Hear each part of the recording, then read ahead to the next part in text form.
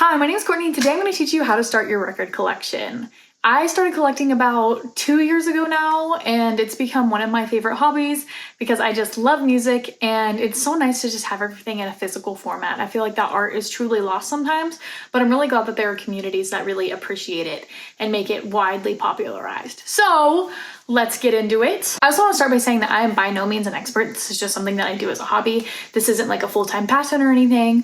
But I just think it's really important to understand some basics whenever you're thinking about possibly starting a collection. First thing is really kind of determining what your purpose is. Is your purpose to keep these long term? Is your purpose to just be playing them nonstop? Is your purpose just for like aesthetic? Because if it's just for aesthetic, like I wouldn't say it's worth investing a ton of money into, especially if you're not gonna play them. Because I feel like it's very common knowledge that like suitcase players that are like 20 to 40 bucks are not great for your records. But if you're just kind of going for some kind of aesthetic, then I'd say go for it. It's gonna ruin them, but if you aren't planning to keep them long term and just play them a few times, like it's not really gonna affect you. However, if you're really wanting to keep them long term and protect everything, then I suggest that, understand that it's gonna be costly, but it doesn't have to be as costly as a lot of people think. I've met people who are just kind of like, yeah, like I buy them whenever I have an album that I like just to play for like the vibes. And then there are people like me that are just kind of like, I really want to take this more seriously and like have this like beautiful collection.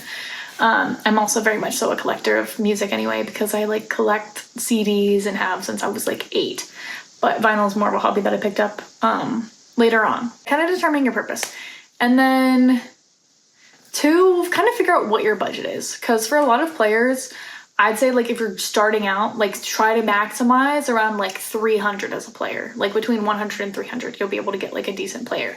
I think mine's like a little bit over 200. It's an Audio-Technica, it's Bluetooth. I personally just don't need anything that's like crazy and like have to like manually do everything. It's automatic, so it just plays on its own and I don't really have to worry about messing anything up. But I also know that there's some people who want like more of a vintage vibe, so those are gonna be more costly a lot of times. Just personally, for my needs, I don't need a vintage one. But if you need a vintage one, go for it. I'm sure you can go to find some at some kind of antique store, Facebook Marketplace, all of the things, you'll be able to find one. But for me, I just need something that was simple enough for me to operate without really worrying about it ruining my record. So I go for more like a Bluetooth option. There are also like a lot of things to consider whenever you're purchasing a player, because I always got hung up on that because it's always like, there's this feature, there's that feature, there's all this stuff. And it got really overwhelming for me. So I just really wanted something that was more simple. And I think that if you're starting out also, that's more kind of important because you don't really know how to like deal with all the technical aspects. Like the one I have, it has a setting for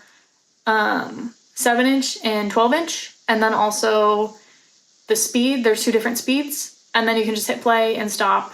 And it's so easy. It's really hard to mess it up. Yeah, and then I just connected to a Bluetooth speaker and it sounds beautiful. Also, another thing that if you're really worried about like sound quality, I would recommend making sure you get a record player that has an external audio output. If it plays audio directly from the player, it's not going to have as good of quality. So get an external speaker. Yeah, that's another investment that you're gonna have to make whenever you have to think about your budget. I have like this JBL speaker. It's really nice. I've honestly had it for like 2 years and the battery life on it is crazy because I've not charged it once and I've listened to like pretty much most of my collection so far, which is crazy. Vinyl upkeep is honestly so important. You need to like clean your records if you want them to sustain long term. Make sure they aren't getting dust, dirt, debris, like any kind of things on them, because they will skip. I remember whenever I got one of my Jonas Brothers albums, I played it and it was skipping and I was like, why is it skipping? And it was because I didn't clean it. There was a bunch of dust on it that I did not really see. So yeah, I got like a cleaning kit from Amazon, very cheap. It has a record cleaning spray. It has a brush. It also has a little brick. It also has gel for your stylus for whenever your stylus gets really dusty. And it also comes with instructions. If you've never used a cleaner before, it'll show you how to do it. It's really nice. So make sure you're cleaning your records regularly in order to prevent them from skipping. And then another thing I would recommend investing in that I actually haven't invested in myself yet is a weight to put on kind of top of your records whenever they're playing, because sometimes they'll come warped. I have a couple that are a little bit warped that I bought warped and it's so sad. But sometimes just the sound isn't gonna play as evenly and as properly as it should because of the warping. So keep that in mind. And the last thing I'd recommend that if you're gonna invest in your collection long term is to invest in sleeves. This is my Guts Spilled Blood Records edition one. And as you can see, like there's a lot of just kind of like marks on this sleeve here. I don't know what from necessarily, but it's protected the cover in here, the artwork. And then also just individual sleeves for your records. This will protect them from accumulating additional dust, additional hair. You can see there's like pieces of my dog hair on the outside. So yeah, I'd highly recommend investing in inner and outer sleeves. And whenever you're storing them, store them like kind of in the back here. So that way you aren't contributing to any kind of ring wear. I have one vinyl that has ring wear. I'm gonna show it to you. I bought this from Walmart this way, and you can kind of see like here, there's like that little like imprint from the record being in here. So if you have them in long term, that's what will happen.